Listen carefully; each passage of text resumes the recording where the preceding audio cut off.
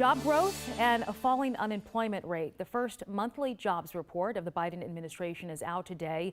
One analyst already warning this does not mean we've turned a corner. Employers adding just 49,000 jobs last month, according to the Labor Department, a sign the pandemic still has a tight grip on the economy. Those hires following 227,000 job cuts in December. The sharp decline in unemployment largely being blamed on workers leaving the labor force and no longer being counted as unemployed. Just over 10 million are still looking for work. Here in Georgia, close to 27,000 people filed initial claims last week. That's more than 1,300 fewer compared to the week before. But we're still hearing from people who say they have not received their benefits for months.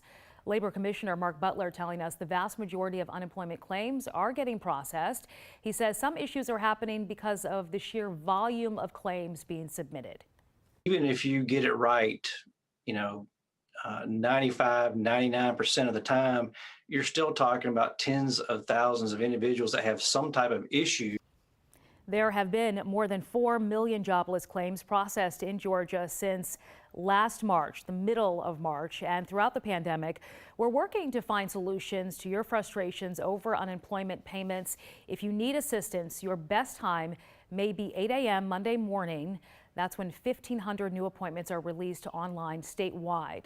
The department also working on adding a call center to field questions. You should also check your My UI portal for updates on your claim.